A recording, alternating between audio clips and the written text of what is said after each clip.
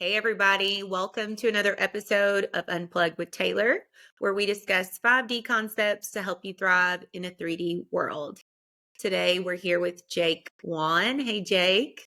Hello, hello. Thank you for having me here. Absolutely. Thank you for being here. Jake is a spiritual mentor to high achievers. He is a divine channel and breathwork coach and also plant medicine facilitator. So, really excited to get into it today. Jake, what's your story? Mm. Yeah, that's a question for sure.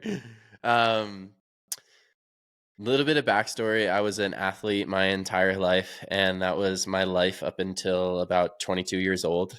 Football was for me like a really big sport, and everything that I did each and every single day and put my whole entire life into. Um, so I played football from 3 years old till 22. And during that time, I um, experienced like a lot of injuries in high school and concussions and things of that nature, which brought me into the realm of physical therapy. And so I went to school to become a physical therapist. And so that kind of brought me into the healing space.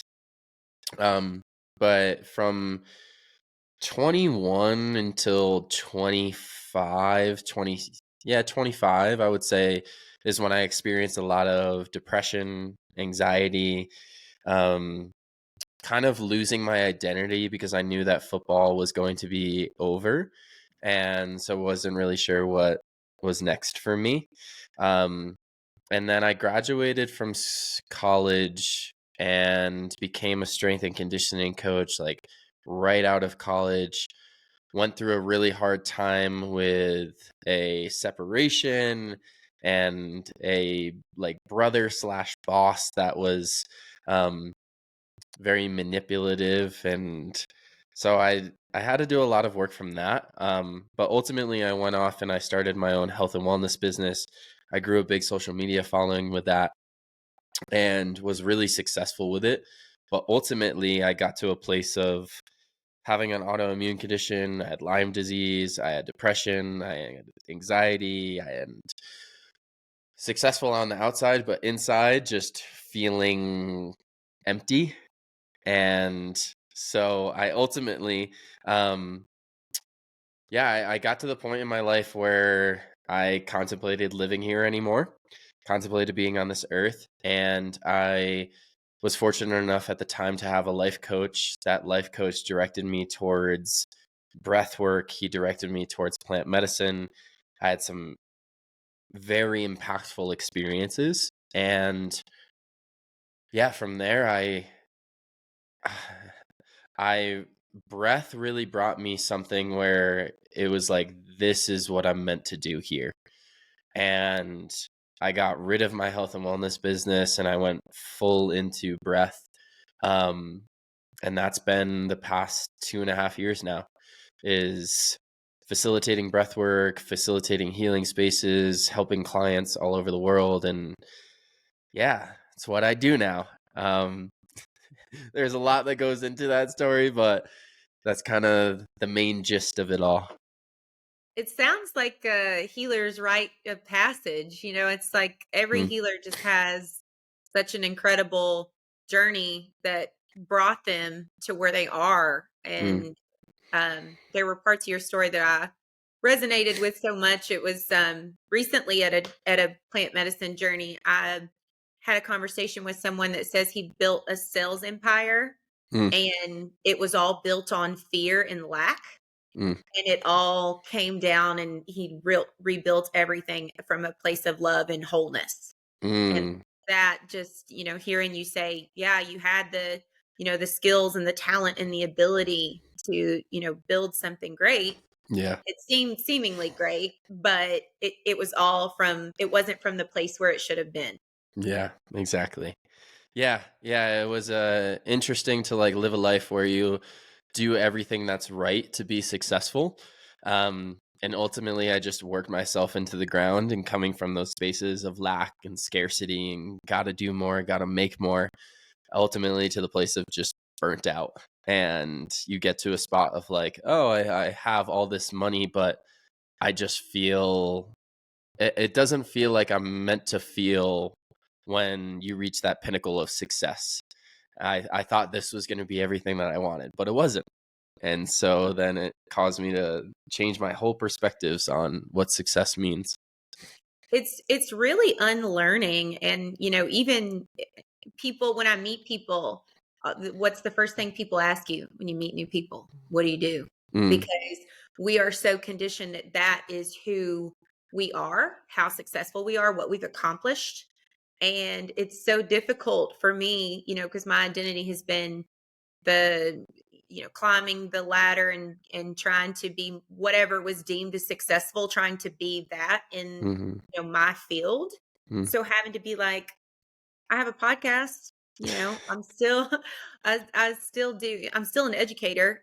mm, For a long time I didn't have that in my bio because I felt like, because I left my career, that I no longer was an educator. And then I yeah. was like, wait a minute, I'm an educator, I'm a teacher at Mm, the soul level. And it's exactly what you said. It's this idea of what is success. And I found myself carrying it into the social media world, like totally new to trying to build a platform this year. And every time I reach a new like number of followers or new, whatever we measure success by in social media, I'm like, okay, well, what's next? And yeah. I was like, wow, what am I going to think when I get to 10, 20, 50,000 if this is what I'm doing every time I reach a new spot? Like there Mm, has to be this contentment with the present. mm, yeah. Yeah, I totally agree and totally hear you on everything.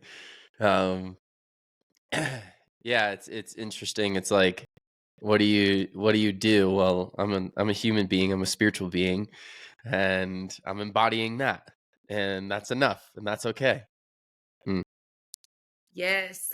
mhm, Embodiment is an interesting concept for me this year. I've really been thinking a lot about the divine feminine and the divine masculine, and how mm, to really embody those qualities. I think it is so important to have all kinds of people in this space, but especially men who mm, are spiritual leaders for other men. mm, So, just interesting thinking about what masculinity once was, what it is now, how we've kind of like swung the pendulum. I mm, would just love to hear some of your thoughts on that. mm.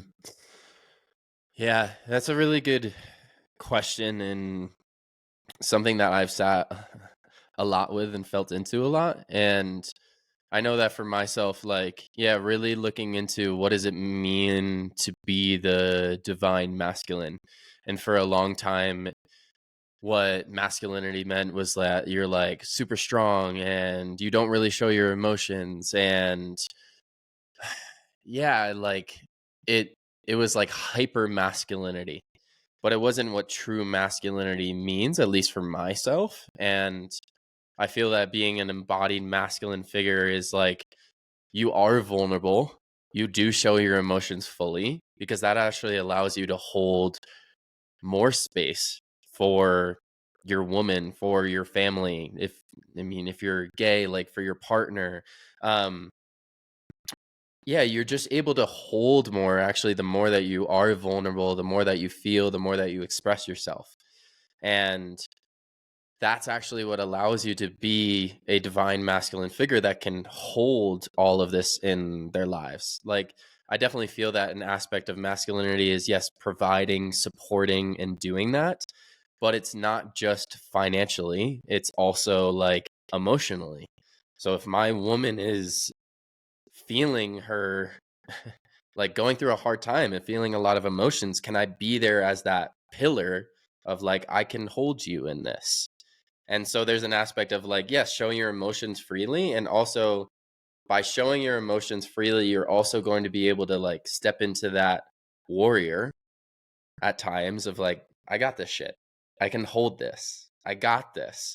And it's not like weak masculine or coming from a place of like, I'm not enough. I'm not worthy. Um, so yeah, I think for masculine men that desire to step more into their masculinity during this time, it's allowing yourself to feel more, be more vulnerable, put your spaces in. Like for myself, I have a men's group in my life where we're sharing our emotions, we're sharing the things that we're going through. I think a lot of men nowadays don't have that support of like, bro, like when you're with a brother, like, I got you, I see you fully, like break down and cry. Um, so that when you're in your life, you're not holding all this stuff in that's just pouring out everywhere, but you've had the chance in your life where you got to express. And so then you can be that pillar in all areas of your life. Mm, I love seeing that sort of brotherhood in the plant medicine spaces. mm, It's been interesting for me because I started working with the medicine alone. Well, I had a sitter for my first major experience, but after that, I mm, worked with it alone mhm, until I realized I could not do that mhm, anymore. And I started going and working with different groups and seeing that in those spaces when everyone has taken the medicine and they work with different types of medicine, mm, that men and women that touch and support, like, it's not sexual, it's mm, just people supporting one another and leaning on one another, and there's not this like conditioned, all that conditioning gets pulled away, so there's not this feeling of like discomfort with it. And it really helped me realize that I associated all, physical touching, whether, whatever, as sexual. And mhm, so to see like, no, humans, we need that. We mhm. need that sort of physical touch from one another, and it doesn't have to be sexual in nature. And Yeah. so, it's almost like getting pulled out of the simulation or the whatever Mhm, word you want to use, and just seeing like, wow, we really are just love beings, like love and light beings. And it's so beautiful to see men and women just supporting one another and loving on one another and caring about one another in those mm. spaces in a way that, it's, I feel, has been conditioned out of us. Yeah.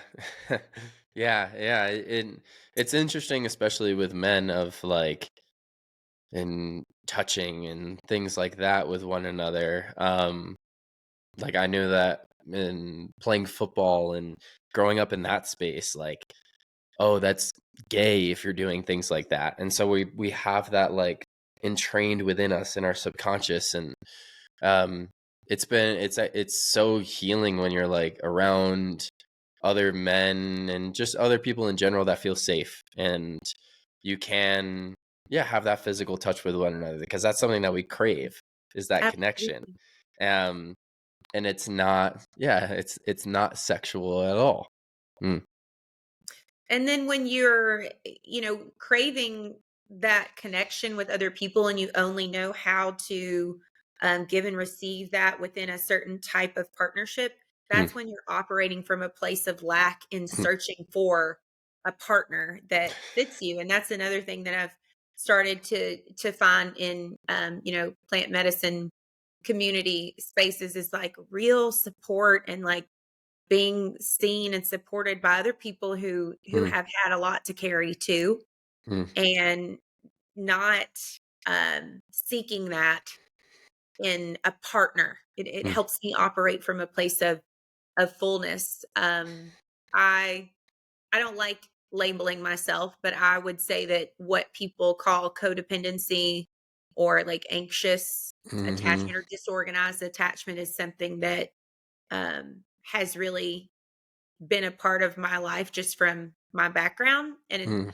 I'd love to talk about breath work as being so healing for that. Because when I start to open up about that some, I know there's so many women and men out there who relate to struggling with the way that they attach in relationships because they're mm, not operating from a place of wholeness. mm.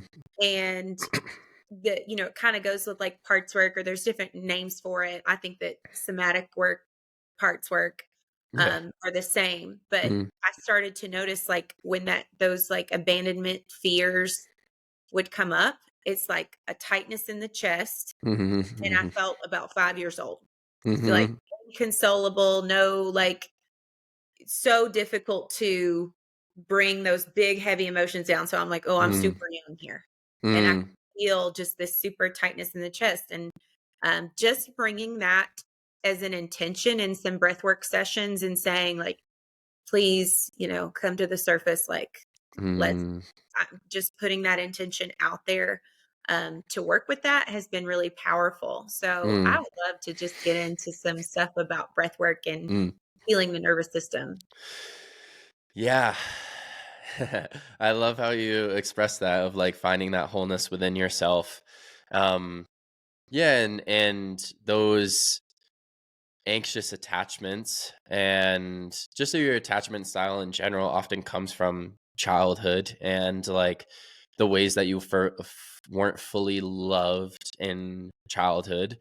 So I even know that for myself from my childhood, experiencing the anxious attachment as well.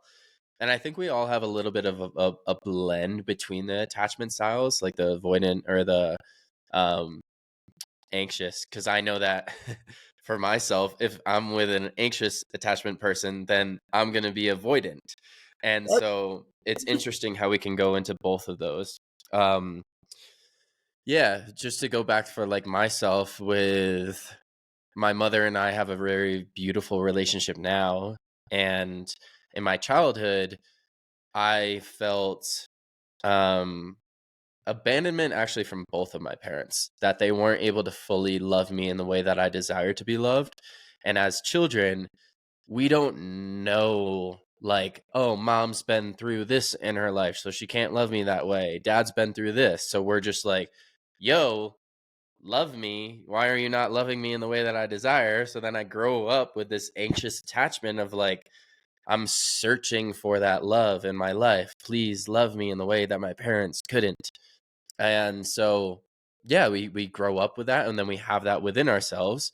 And then we manifest that trigger in our lives as well. We're going to manifest somebody that can't love us deeply and fully because that is what I'm subconsciously bringing into my life.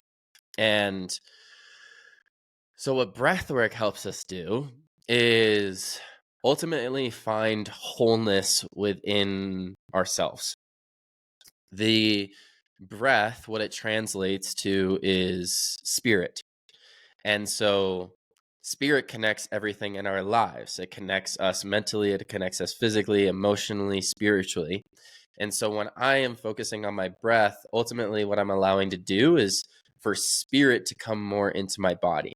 And when spirit comes into my body, I'm going to be able to express and let go and feel safe to let go of the traumas that I've held that lead to my anxious attachment, let go of those memories, let go of all that has been stored within my nervous system. Because our experiences in our life, like let's say you did a school project when you were 7 years old and you got 100 on the school project and you were so excited to go home and tell your dad about it. And then you go home and you tell your dad about it and he's had a long day at work and he's just not in the space and he's like, yeah, that's cool.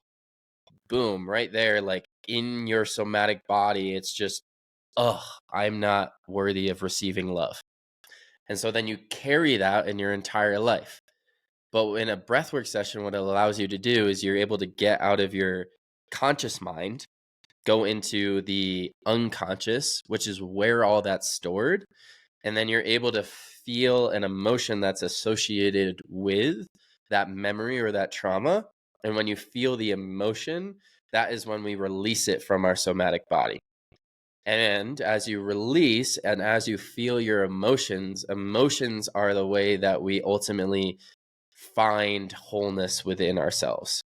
The emotion leads to that. So, as you find more wholeness within yourself, you go into relationships, you go into situations, you go into your life knowing that I am whole, I am lovable already. So I don't need that from somebody else. I can just go into a relationship with somebody that knows how to love themselves fully too. And then it's like, boom, powerful. You're both worthy, you're both lovable. And ultimately, what I believe in our current age is like a true divine masculine, a true divine feminine, that is where you reach like the pinnacle of love in life. Like, yes, we can reach a really beautiful place on our own, but I truly believe that those polarities coming together is where you ultimately reach the full essence of what love can be. That's so fascinating that you say that, because I was actually thinking about this earlier. There was what kind of started for me is I went to a retreat in Bali, and one of the facilitators there, her name's Maddie, she's awesome. Mm, She just really embodied the feminine. And I thought about it and I thought, what is it about her that is so feminine? And it was like very like moved at her own pace, was very strong in her presence, but didn't need to prove that to anyone.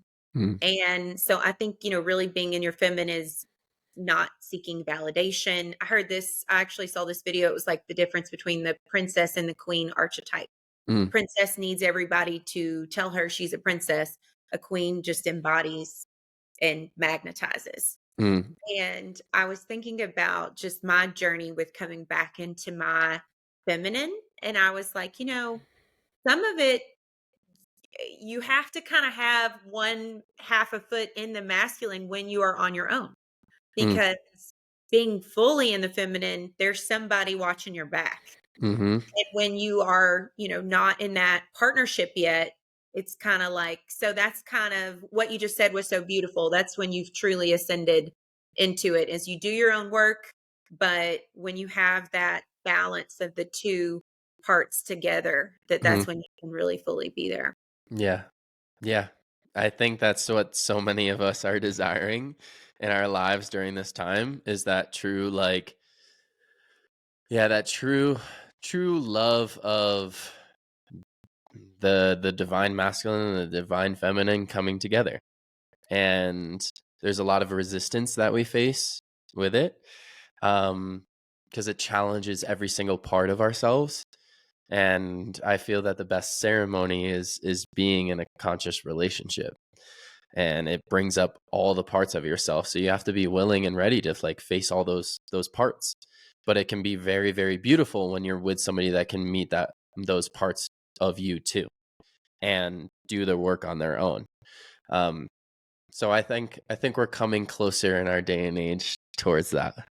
Yeah. Yeah. Mm, I think dating from that perspective is interesting, because you can really see in other people very quickly, like, oh, they're not mm, doing their work right now. mm, And so that's going to be an issue. And it's almost like I've always seen these flags. mm-hmm, I just previously, I guess, ignored them or thought that they would just go away, or, kind of like what you were saying about the spectrum of attachment styles. It's at its core, anxious can also mean avoidance. So there's mm-hmm, this safety in subconsciously drawing in closed off people, because it means you're not going to have to open up that mm-hmm, yourself. mm-hmm, Whereas someone who is either anxious or even like secure, it's kind of like, oh, I'm going to close off. So it's like mm-hmm, just disorganized. And when you start to heal that, um, and for me, part of the healing process has been, okay, I'm going to speak my truth and let the cards fall where they may. I'm not going to fear that, my needs are not going to be met, and therefore not speak them. mm, And so even just starting that and promising myself, like, okay, put it out there, and I'm fine either way. That mm, was like a huge step for me in really starting to trust myself, mm, and that I'm going to be okay either way. And that's part of that. I'm going to operate from a place of wholeness. I'm mm-hmm, aware, I know what my needs are. I know what's important to me. I know what my values are. And I'm going to communicate them and mm, be okay either way. mm, So mm. much, like, even people in long term marriages and partnerships are still terrified to share needs with each other. They're Yeah. terrified. I know. They'll go outside of the marriage to get needs met before they'll ask the other person to meet Yep. Yeah, absolutely. Yeah, because it came from a place of like lack, scarcity when they got into the relationship in the first place. Doesn't mean that you have to separate from the person, but it means that there's work to be done to fully see each other and allow that safe space, ultimately creating the safe space within yourself to be vulnerable, and then creating that within the relationship too. Mm. Mm. Whew. I was looking through your stuff and you had a video about like remembering who you are.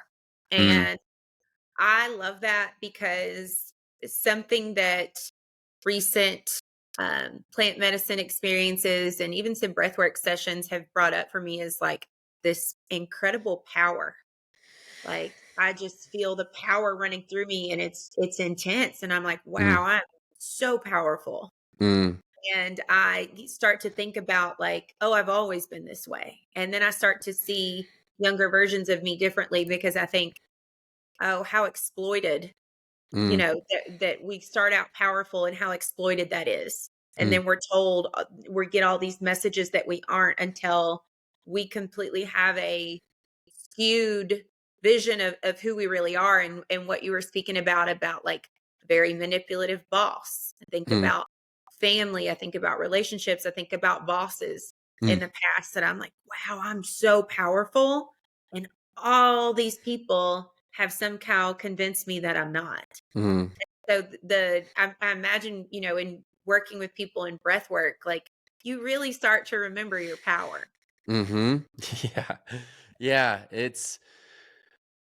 That's a powerful thing about breath work is that you are ultimately your own medicine and you are bringing yourself into that state. So like, yeah, with like plant medicine are such beautiful teachers and have helped me so much in my life. And I will say that the most transformative thing that I've experienced and has brought me to this place has been the breath. Because you are ultimately, yeah, you are leading yourself and you are seeing, wow, I brought this myself to this place of empowerment. I brought this self to my place of feeling whole and connected with everything, literally just by using my own breath, using something that I have within myself. And I see a lot of people that I work with continuously in the groups that I work with, like, get to that space of like, holy shit, like I'm super powerful because breath work leads you to a space of awakening where you are connected to the source. Um, and so like I've experienced the ceremony that transformed my life forever was a Bufo aloe vera ceremony. And because it connected me to all that is, connected me to source. However, now I'm able to bring myself to that place with breath. Like every time I get to a place of like, oh, I'm connected to everything. And knowing that I'm connected to everything, I'm so powerful. Like I have the power that created this earth, this world, this tree, this uh, computer, like everything is the same thing that's within myself.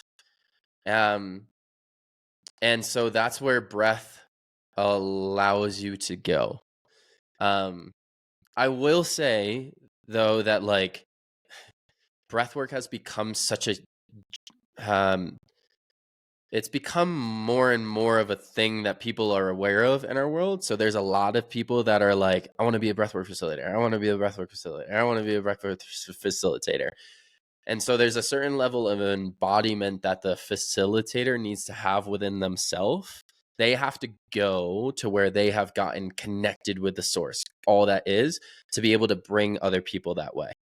So that's something with this too, is just to um really feel into like who's guiding you in the space, and you'll be able to feel it. Like, does this person feel safe? Does this person feel whole? Um, so I just want to put that in there as well. No, absolutely. I think Mm. that um because it's a healer. You're being a healer. Mm. And like you said, it's something that people are, it's becoming, I guess, trendy, would Yes. be the word. Great And word for it. there's so much that goes into that, just like with being a shaman, a facilitator of the medicine. Mm. What was that experience like? What's Bufo like? It is.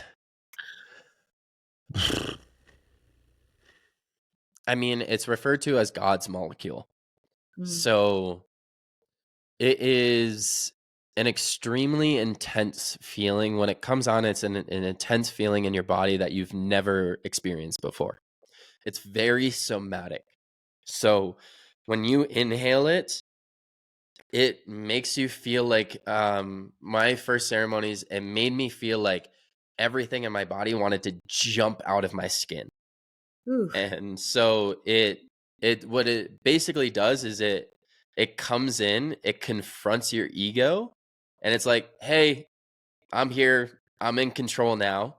And the ego will be like, "No, you can't. I'm in control." It's like, "No, me now."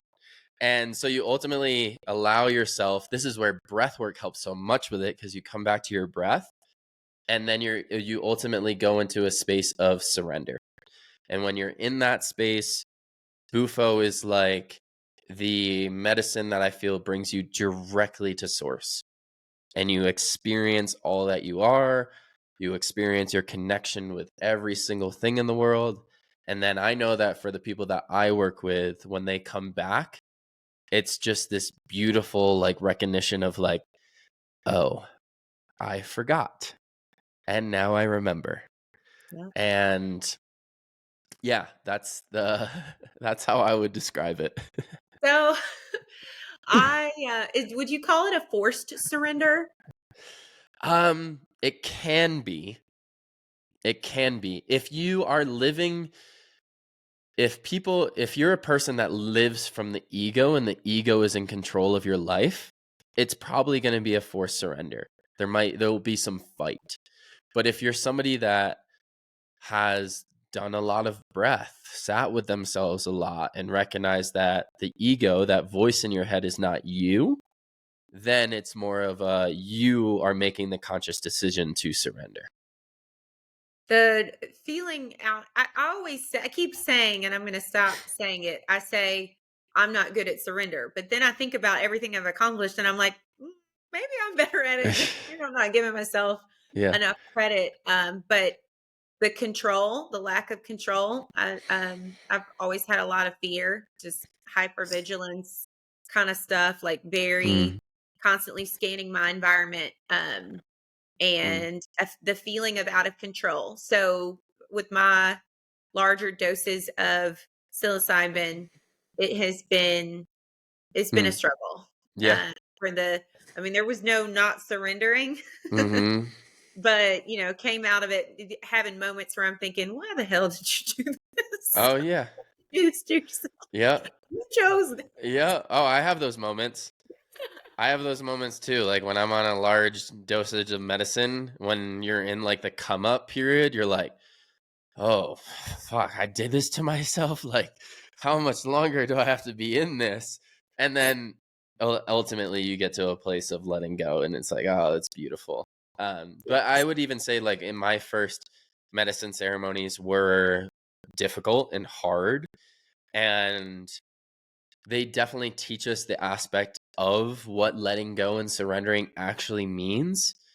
And so I know that for myself, as I've sat with medicine more, there isn't as much of that period of like where I feel like something's taken me over and I'm just completely out of control. It's more so like I'm with the medicine. We're working together. We're in this together. Um, Rather than that, because the medicine is always going to teach you, like, it's going to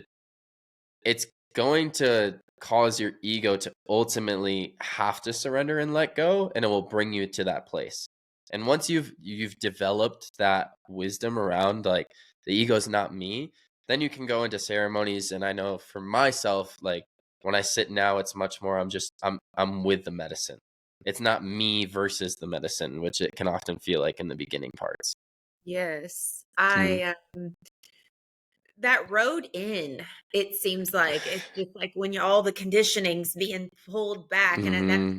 such a good point that you just made, that the more that your ego is the faithful servant instead of in charge, the less jarring it's going to feel when it's coming into your system. Yeah. It's just like, and every single time there's this feeling of, oh, here it is. Mm. And that's, I'm starting to get to a point where I see what in the people in the medicine space mean when they say, oh, the energy's so heavy here on earth, Mm. because Mm. we remember what it's like in our Yeah. true nature, and you come back and it's like, oh, there it all is again. Mm. And I've kind of started to feel that in breath Mm. work too, like, oh, I just want to stay here because I Yep. remember this is what it's really like. Yep. Yep. And we chose to be here during this time and come into this density. I know my last ceremony, I was taken through like each vibration that I had to go down through to become a human being. And like I was brought up to the vibration of like what we truly are and like the light and everything that we are, and like going through each vibration and then like being brought down. It's, yeah, I mean, we ultimately chose to come into this dense body, this dense place, to ultimately discover how powerful we truly are. That, like, if I can be in this dense environment and still self actualize, realize what I truly am, then that makes my soul even much more powerful. And that's why our soul chose to come into this. Like, we signed up for this. Um, but yeah, and we're definitely living during a time where it's dense. It's very dense. But with our practices of breath and things like that, we can transmute that density that we feel here. And like we're going through a period as well where we're transitioning from third density human beings to fourth density human beings, which is fourth density. When we go into that, is like you are much more of your light body rather than physical body. So we're going through that transformation. And then there's going to be heaviness that comes with that. Do you feel Mm. like it's just this huge contraction before the expansion that's Mm. It's continuous too. Is like contract, expand, contract, expand, contract, expand. And so we're going through that. We're going through that process. It's like breath, contract, expand, or contract, expand, contract, expand. That's what everything in our world does. That's what the earth does as well. Like the fires, whatever you want to say that they are going on right now, that's a form of contraction, and it's going to expand.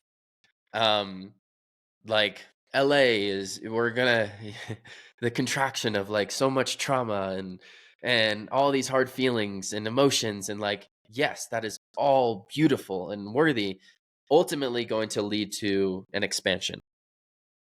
So the whole earth is doing that. We are doing that as a species. We're all doing that together.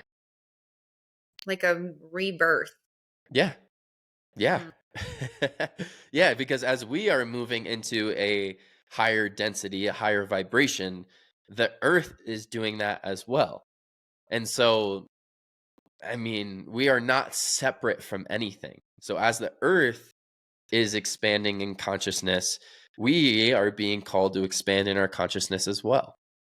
When was your when would you say was your initial spiritual awakening? Mm. I would say it was, I mean, I grew up with my mom was a Reiki master and like spiritual. She just would keep it suppressed. But I grew up around that. I would say it really happened at my Bufo ceremony. Yeah. That's That's where it really happened. And then just what happened from that. Like I sat with Bufo, and then about a month and a half later, I had my first ayahuasca retreat.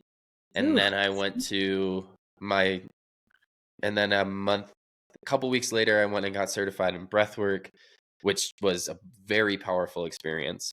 I would say it was like during that time. I wouldn't say though that I had like this.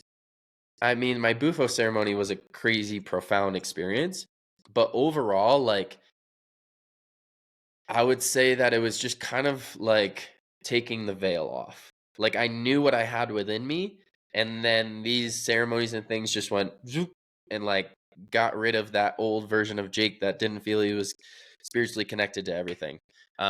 But I would say that the Bufo ceremony is where it started. Yeah. I heard somebody say that any substance like that, it's a state of initiation. Mm, So once you reach a certain state within your body, if it's working with the medicine or what have you, you can recreate that because your body, your cells have experienced it. It took it from this theoretical concept to an obtainable mm-hmm. concept. Yeah. And that's what I think is so beautiful about working with the medicine as well. That's how I would say I wasn't exposed to it as all as a kid. I grew up in a really small Mm-hmm. town in Kentucky, in like a rural part of Kentucky, and we went to a church where and there was a lot of people would speak in tongues, and it was like very the pastor or whatever, there was a lot of yelling and Mm, a lot of rules and fear. It was very fear based. mm-hmm. So I kind of didn't like religion. I would have called myself agnostic and Mm-hmm. very into just analytical, only really believe what I could um, see or read or whatever. And mushrooms changed all of that for Mm. me. Yep. as they do for many people. They're beautiful teachers for sure. Yeah, Mm, it's been pretty incredible. And I think it took me a while to reach because and I think that everybody has to come to this. I personally feel it's tough saying like in some spaces, oh, we all chose this because of mm, all the like pain and that people are carrying and everything we've all experienced. I had to come to that place on my own. mm-hmm. There were some people that said that to me early on, and I was like, screw you, man. Yep. And when I finally reached that place of where I was like, okay, yes, I feel that in my body. It Mm-hmm. was so empowering to shift from this like victim, feeling like a victim of circumstance to being like, damn, I must really have a big purpose to have chosen all of that so early on. I must really have something that I've been in training for. And Mm-hmm. that felt empowering. That really took me from a place of like victim to like warrior, you know? Mm-hmm. Yeah. Yeah, I love that. Yeah. I know at first, like when you're going through all this shit, you're like, I didn't choose this. Um, but then there's still an aspect of like attachment to this physical thing, the mind, the ego, all that. There's still some little attachment to that of like, no, I would never choose this. And then there's the aspect of as you continually evolve, recognizing that like there is no good, there is no bad here. There just is. So your soul doesn't look at it. May be hard for us as a human being to comprehend it with a brain and all of that of like my traumatic experience as a human. Yes, it was bad, it was terrible. As a soul, it was like it's a part of the process. You want to evolve, go through this. That's how we do it. Light and darkness, it can't just all be light. We have to go through the darkness in order to experience the light. So it's all an aspect of it. That concept of duality, that how is there a concept of how do you experience joy and love if you haven't truly experienced the polar opposite side of that? How can you really know Mm-hmm. what that's like if you haven't experienced all the fluctuations? And Mm-hmm. yeah, the attachment of stories, that's been just I think that is what really sent me into my, I guess I would call it my dark night of the soul, was Mm. just wow, everything is literally just a story. Yeah. And it's cool now when things come up and being like, who told me that? Or Mm, with other people, hearing, we're also critical. It's a world where there's so much self-criticism, and mm, therefore we project that criticism onto other people. And it's like, all things that I would tell people for years, I'm bad at this or I'm bad at this. And then I've started to be like, who told me that? yeah. Yeah, it's all just ingrained into us, taught from somebody else that was taught from somebody else, and it becomes our story. Um, and so yeah, it's a big aspect of like how do we talk to ourselves, and can we challenge all those narratives that we have? Like you will create your you'll create the reality that you believe. So if I believe I'm bad at something, then I'll be bad at it. If I start to believe that I'm really good at it, then I'll probably get pretty good at it. It's just, yeah, our perceptions create our reality. 100%. And that's another hard thing to really talk through with people too. And it was a difficult thing for me to come around to, was like, no, but this idea that we're subconsciously drawing in evidence of what we believe to be true.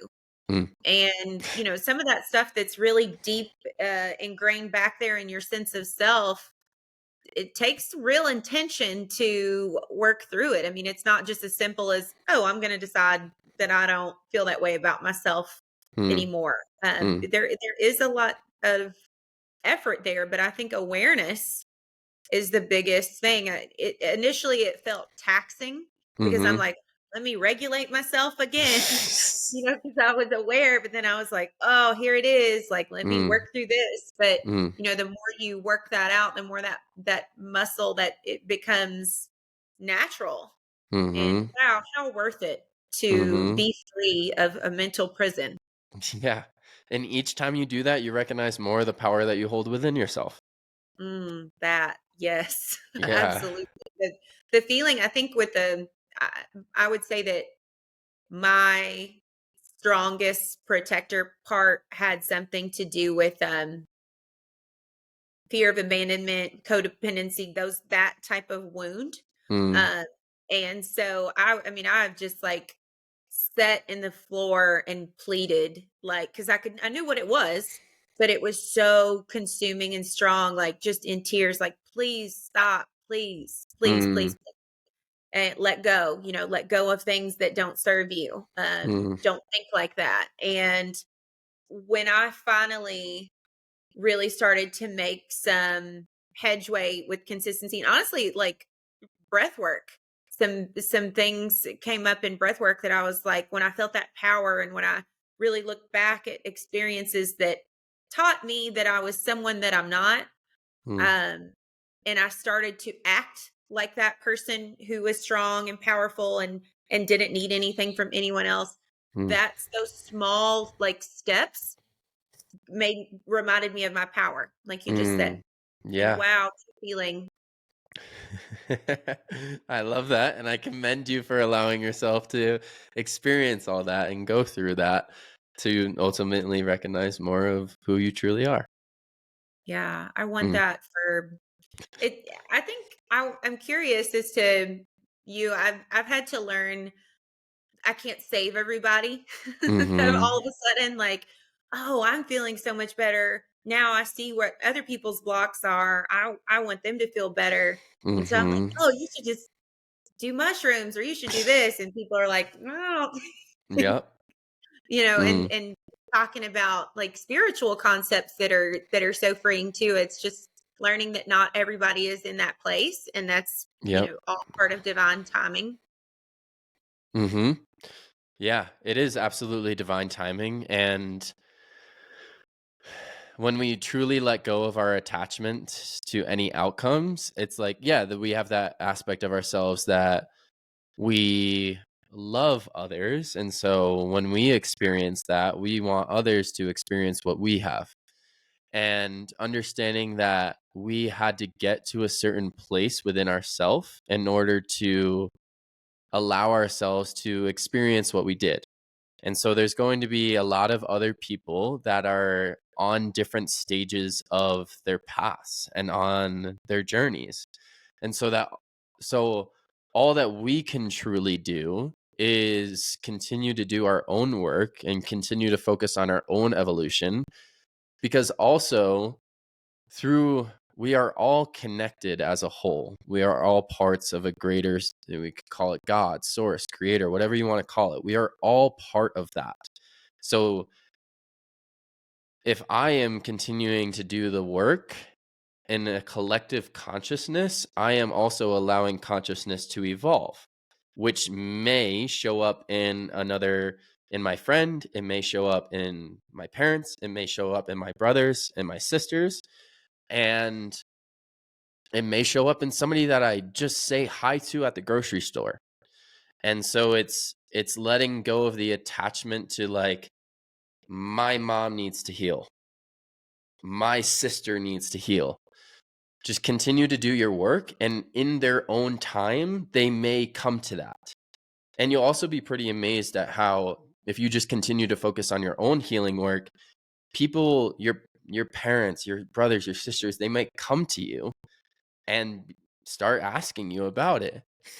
But it's probably not going to come from like, I've had this amazing experience, go experience it now for yourself. It will probably come from when you have the amazing experience, you embody it, you live it, and that's when it's truly felt by others. And then they're like, I want to feel that. Because we don't truly listen to words. We listen to feelings. We listen to emotions. We listen to energy, because that's what we are. It's incredible when you start to pay attention how much you can read off of other people's energy, even when the energy is in complete opposite to, what they're saying or even doing. It's just that it's really our first language. And it's been so interesting to me when I've sat in meditation and really focused on like raising my vibration, and how much simpler it is to do that than I would have thought. How suddenly something goes right, or I hear back about an important, something I needed to hear for a project I'm working on or whatever. Like, you just start to magnetize things on that same higher frequency to you, just by focusing on raising your vibration and being at a higher frequency, and that letting go of attachment. A big theme for me lately has been resistance. You are creating resistance by trying to force. Yeah. Yes. Yeah, it's just even the energy, like everything carries a vibration, and our words carry vibration too. So even like think about the way that you just said, like resistance and force. It's like this, "Ugh." And so that's going to retract rather than attract. So when we let go, like um when I say force, I kind of come forward. When I say let go, I sit back. It's like I'm allowing rather than trying to force, because that's not going to allow me to attract. So yeah, the aspect of letting go, surrendering, letting go of attachments actually allows you to bring more of what you want into your life. Yes. And that can be so hard for people who feel like they struggle with anxiety, or struggle with for me, I used to say that the only thing I ever had faith in was an illusion of a sense of control. And it's like, but there never was any real control. Yeah. It was just an illusion. Yeah. It is. It's going back to like the stories. It's all stories.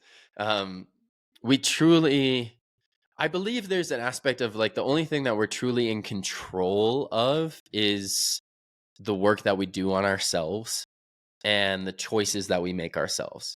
That's the only thing that we are truly in control of. Like I can make a conscious decision. I'm in control of that. But from that conscious decision, I'm not in control of what comes from that decision that I make. Yeah. So And that's the aspect of like letting go. and accepting that, like, finding peace within spiritual practice or Mm, practices, or finding spirituality, doesn't mean bad things or challenging things are not going to happen to you. It's Mm, just now you have a different perspective mhm, and you accept what is, like you mhm, said. It's not labeling things as bad or good, but you accept that there's a natural ebb and flow, and mhm, you are prepared for whatever comes your way. mhm. Yeah, exactly. Yeah, you're just building you're becoming more and more the Yeah. warrior that can handle anything that comes their way and willingly accepts it. Like when we go into the aspect of there is no good, there is no bad, there is no right, there is no wrong, there just is. Like I experienced a breakup. Uh Fucking sucks. I'm going to feel all the things, but I know that by feeling all of this there's going to be an even more beautiful relationship that comes into my life from it. So Yeah. thank you, God, soul, higher self, for bringing this into my life. Um yeah, it's just acceptance of all that is. I really think it's fascinating thinking about the idea that when we're with another person and we think that they are what's making us happy, really they're just bringing something out in us. There's just a mirror, like, no, you are that. And Yeah. this person, it's almost like I read something that said a candle does not look for a flame, it just needs a match to trigger its own flame. Mm. Mm. And so people are just mirrors of everything that we are. And it's that Mhm. feeling of like, oh, there's loss, but the love that I experienced within that relationship was all me, Mhm. and I can recreate that. Mhm. Yeah. That's it's like that's where we get into the trip of life Mm, is like when we get out of this mind and we just see everything for what it is. Like you are a reflection of me, I am a reflection of you. We are the same thing. Um and everything in our lives is just a mirror to what we hold within ourself. So my mhm. whole entire reality is a mirror to what I have, what I am holding, what I think that I'm capable of. It's all just coming from within me. And it's a yeah, it's like the trip within life when we start to see like holy shit, everything around me is just a reflection of myself. It's like someone made me angry. They just had anger and held up a mirror from the anger that I Yeah. hold inside. Yeah. Someone, is funny, made me laugh. Like they brought up the joy that I already hold inside. It's just really, really interesting to think about it. I know, Mm, like, talking about some of these concepts, it's like, oh, that's so simple, of course. But mm, the remembering that in times of really, difficult feelings that come up is not mm. always the easiest. I mean, losing Yeah. people that is difficult. Breakups Yeah. are difficult. Yeah. Yeah. uh, and you can remember that, but they're still having to work through that pain that comes along with it. Mhm. Yeah, absolutely. Yeah, it's it doesn't take away from the fact that those things are difficult and hard. They're Mm, meant to be that way because you experience God in the depths of grief and the depths of sadness and the depths of shame, and you experience God in the highest of gratitude, of love, of joy. So allow yourself to feel everything fully, because in that you find more of God, and when you find more of God, you find more of yourself. mm. I think it's been beautiful thinking about how, like, one of the bravest things that we can do is keep our heart open in Mm, such a dense, heavy world where, there's so many reasons that make you want to retract and close it off, is being mm, able to keep it open and truly just send love to the people that have hurt you or you felt wronged by, mm, and keeping your heart open regardless. mm-hmm. Yeah, yeah, yeah. Be the person that keeps your heart open through it all, and I promise you that you will be a person that lives an extraordinarily beautiful life. Ah, yes. So Mm, it's I read something that said your subconscious doesn't really know the difference between it doesn't know that anyone else exists besides you. mm, So when you have negative thoughts about someone, it's just internalizing that. And yeah. so that old saying of like, oh, resentment only rots the container. I'm like, like Mm, I had carried a lot of anger for a long time and thinking about it through that lens of like, no, like send people love and light because we are all connected. We're all mm, one. And so mhm, putting that out brings it back to you. Like you're only damaging yourself when mm, you're sending out holding on to resentments towards other people. And I still think, everybody has to go through that process. Like, mm, don't use that to just bypass feeling the whole gamut of feelings. But it's really helped me with mm, just the concept of resentment mm. and the Yeah, importance of letting go. yeah, yeah, yeah. Feel it all. Allow yourself to feel everything. I think that's what breath has shown me so much is like feel everything and then ultimately give it forgiveness and let it go so that you don't hold yourself back any longer. Absolutely. Mm, Jake, this has been so awesome. I mean, I can feel your energy even through this like virtual setting and it's so mm, grounded and pleasant. So this has been a mhm. really great, beautiful conversation. I Yeah. appreciate you. Yeah, I appreciate it as well. Thank you for your kind words and allowing me to be in the space. Yeah. Mm. Okay. Well, where's the best place for people to get in touch with you? Is it Instagram? Yeah, yeah. Look me up on my new page at Jake the Channel. That's the best place to get connected with me. And all the things that I do will be there. Wonderful. Yeah. Okay. All right, everybody. Until next time. Peace.